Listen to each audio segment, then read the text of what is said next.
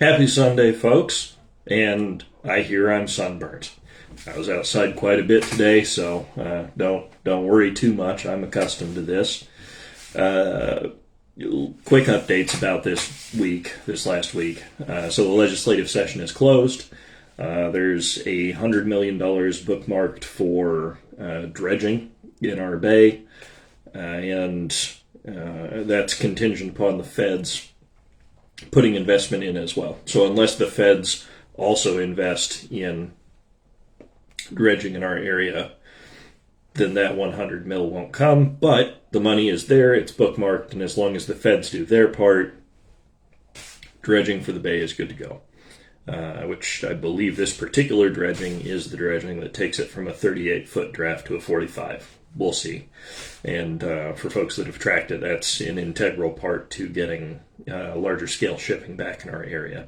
Not to the extent you see in some of the major ports, this would be more medium, but it gets a component of that on top of the investments that are earmarked for the railroad system we have. Both items can be independently useful. And I got notification that separate from that dredging, the dredging in Charleston, where I've talked about the shoaling that's impacting the seafood harvesting, delivery thereof for processing. The Army Corps of Engineers is going to be dredging it, and it sounds like they'll be here in July, which, that's coming up pretty soon here, isn't it? Very important. Some of the shoaling that's been going on there. The Corps of Engineers was supposed to clear that out last year, and it got pushed off for some reason. So this year it's not only on the books, but they are starting their dredging on the south part, so us, and then working their way north. So we get priority this time, which is nice. But the bigger news for this last week was while I was at County College. And it dovetails into something larger that's going on. So folks probably saw the transportation package didn't make it through. That was a lot of money to ODOT, different programs. Now, I honestly didn't have much engagement with that, but while I was at County College, we found out Friday that it had failed, but that another bill, House Bill 3402, it had been a 1/2 page bill to study something about the impact of speed bumps. After the transportation package failed, chunks of it were rolled in to House Bill 3402 and something that's called a gut and stuff. So they got rid of the crap about speed bumps and then jammed in there a bunch of provisions that were from the transportation bill that failed and tried to slip it through real fast. We found out about this somewhere between noon and 1 on Friday, that this had happened. And the hearing was set for 3:45. Yes, I'm itching a lot because I am a bit burnt. And when they did that, they put it so your gas tax has a three-way split. 50% to the state, 30% to the county, 20% to cities. They went in, put in 3 cents per gallon for themselves, and left out cities and counties. They only did it to bolster ODOT's budget, with the reasoning that they would have to lay people off if they didn't. And then there was a bunch of other subject areas where power was taken away from the committee as it pertains to the director of that department and given to the governor. So from how I read it, the committee about transportation, I forget exactly which it is, would no longer pick the director for that program. There would be a board over a person they don't hire or fire. The governor would get to do it, which is its own separate problem from the money side. And I raised a couple different points when I was able to testify. But circling back, we found out a couple hours notice. The amendments being proposed to cause this to happen weren't even showing up on the listing yet. But we, as the Association of Counties, have people in Salem at all times during the legislative session keeping track of what's happening. And then some of the folks who are new commissioners also have connections from other points of their work inside of the Capitol. So we had that come up. We had additional training scheduled at that same time, but I talked with the executive director of the Association of Counties and let her know, hey, it was media training scheduled for that time frame. I was already a city councilor for 8 years. I'm going to skip that and just go to the Capitol, and I'm fine with that. A lot of other people also, may or may not have had the training, needed the training, but this came across as serious enough that the whole class basically wanted to go to the Capitol, so we did. Association of Counties is, well, that day we were at Public Works for Marion County, but yeah, we were like 10 minutes from the Capitol building. So we all went over there, and this meeting that was scheduled and expected to be something that would just, ram through, nobody knew it was coming anyway. There were 20 commissioners from all over the state, metro, other urbanized areas, rural, frontier counties, just all popped up out of nowhere. It was funny. We brought a bunch of staff with us as well. So when we got there had been one of the legislators sitting in the room waiting for the hearing to start.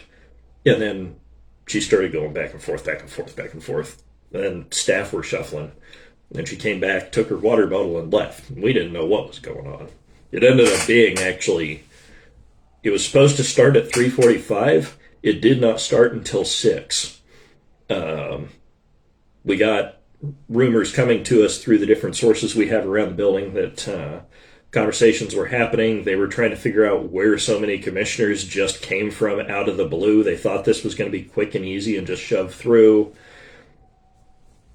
Particular politicians were going around the building telling people that certain deals were not going to happen if they didn't go the way that this individual wanted them to, allegedly. But it turned into a big thing. In the end, like at the time I testified at about, I forget, it was 6 something, but I had checked the online testimony, the written ones, at 5:50. And I remember the numbers still. There were 163 testimonies. 161 were they were not in favor. Most were opposed, some were neutral. The only 2 in favor, one was the governor, who requested all this. It was her bill. The transportation was. And one was on behalf of ODOT, who would have been the sole beneficiary of the bill altogether. So it was not popular, especially on such short notice. And because we had people from the League of Oregon Cities as well. And the nutshell is it made it out of committee 3-4, but it died on the floor. And when I gave my testimony, I told him, because when the governor presented, she said, well, I'm going to lay off 600 and 700 people on Monday if this doesn't pass. And that she's got the plan to do it. When I testified, I pointed out we've all had to make cuts. And it sucks to have to lay people off because of money. But they cut money out of us through our maritime law enforcement this year. They cut money out of community corrections. They're trying to push more problems on us because they can't manage the state hospital. It sucks that they're also having problems, but they're not the only one that suffers, and they don't get to keep bolstering themselves when they keep putting holes in us. I told him it's just not an acceptable behavior. I pointed out the numbers around the testimonies. I pointed out a piece. There was nothing about electric vehicles in the thing. It's a gas mileage for the roads, to maintain the roads based on usage, but they did nothing to help with what one of the current larger problems and considerations is how do you fairly charge electric vehicles for their usage of the road because they don't collect gas. And they had nothing in there to result in that, which I went through some of the economic demographics of who owns EVs and where they're concentrated, because I can do research fairly quickly when I have to, and showed that, the way they're doing this is going to primarily disadvantage people of lower incomes. And it's not going to be equitable across the board in how it's paying for roads, which that I don't know how much they cared to listen to that, but it did make an impact, I think. And then the rest of us testified. A lot of people online testified, and ultimately it failed. Worth noting, while we were all waiting there, some of the commissioners did end up leaving for a dinner that was scheduled. This was our last county commissioner college, so there was a whole dinner at the end. I stayed with a couple of the others that had registered to testify so that we would get in there, but as our folks were leaving, somebody kept coming out of the room next to us to check, and when they saw several had left, that's when the meeting was declared it's about to start. And in the meantime, the folks in the room next to us who were supposed to be at the dais ordered themselves dinner and were just eating instead of holding the meeting that was 2 hours overdue. But the big thing in there, aside from me complaining about them, is that we had commissioners from every level of urban development, metro to frontier, rural, urbanized, north, south, east, west. It was a full spread. And obviously all of the political demographics in that regard too, standing up for counties and our citizens and services being delivered to the people we represent, against the state only trying to serve the state's interests. It's worth noting as well, one of the contentions during the transportation bill had been a lack of oversight of ODOT. And then the solution they came up with was give more money to ODOT, ignore cities and counties. It wasn't good. But it's the unity of the counties in this one that's important to me. We see something similar with the CFAA, the mental health agreement I've talked about. I got an update on that this week as well. So you might remember I previously said, brief rundown, CFAA, crux of the problem, the state wants counties to agree that they're going to take overflow from the state hospital. So that's aid and assists to see if people can stand trial for their crimes and civil commitments. Primarily, they're worried about aid and assist. State hospital has been under a lawsuit since 2002 about them not getting people assessed to stand trial quick enough. Right now, they're being fined $500 per day per person out of compliance. A while back, there was a study. They've got 700 beds. They need 3,000. That gives us a good scope of the problem they want to push out on counties, which would be one thing. Local care is great, but they also want to take the part out of the contract that says subject to availability of funds. So they want us to agree to do their job that they're not doing, and they don't want to guarantee us enough money to do that job. Well, obviously, counties said no. And at the time I had my meeting with the Association of Counties and Oregon Health Authority, it was 24 out of 36 counties had agreed they're not signing it. Metro, rural, frontier, urbanized, all of it. Counties. There are 36 counties in Oregon.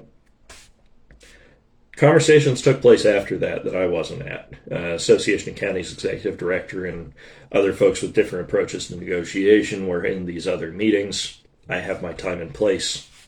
I know more or less when and where that is. These other ones I stayed out of for now.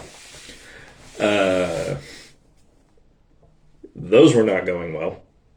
The first one that had happened after my meeting, I heard the governor basically threaten counties about some different things and services and just contracting out for the healthcare, which is nuts. They can't do that in any kind of timely fashion. It may not even be legal. But more conversations happen, and apparently more assertive statements were made towards the Association of Counties. So now instead of 24 out of, and OHA had said they're going to go to each county individually backdoor and see if they can change their mind, basically. They're trying to split us. They're trying to split up the counties. I would imagine they're trying to exploit the divide, the urban-rural divide, that disconnect between how we think and how we operate that's been long entrenched. Instead of 24 out of 36 now, they made their threat, they did their thing, and now it's 30 out of 36 counties saying they're not going to sign it. They tried to do a splitting behavior, I suspect, playing on existing issues that different communities have had with each other over time. And it actually made the connection between the counties stronger. And the irony of this is, and of House Bill 3402, is policy is coming that is so bad, it's actually patching the urban-rural divide. And that is an awesome thing. Everybody in this commissioner's college I was at, we started talking about how this is all lining up. Everybody in the room, obviously we have different opinions and we discussed things as we went about different topics. But everybody was also able to set those things aside. And when there was a threat to counties and our good function and what we're able to do for our citizens within our counties, everybody got on the same page and fought the same fight and continues to fight the same fight even more together now that we were pressed. So I guess the nutshell of this week is we've got a very promising time. There were 20 commissioners up there all over the state, and we were all able to get on the same page to address a fight with the state on behalf of counties and then in partnership with cities. We're doing the same thing with the mental health bill. There's going to be a lot more coming out about that. It got extended by 6 months, the agreement. So there will be more negotiations and probably more threats going to counties. And we've all got our own plans. I've got articles that'll run over time. But just kind of this last week, some of the positive of the challenges is that hope that we're all able to work on the same page. And that was something we agreed we want to take back to our commissions, is to move away from the conversation of the divide as it pertains to counties. Because we're all commissioners, so we talk about counties. We're still going to have a challenge, obviously, with the state. The state government runs as it does, but it is a lot healthier that we have a conflict between counties and state than it is that we have a conflict between counties and state. So this last week showed a little more health. I guess that'll be the message for now. Folks don't have to continue looking at my face that looks like a reindeer's nose. And we'll talk to y'all later.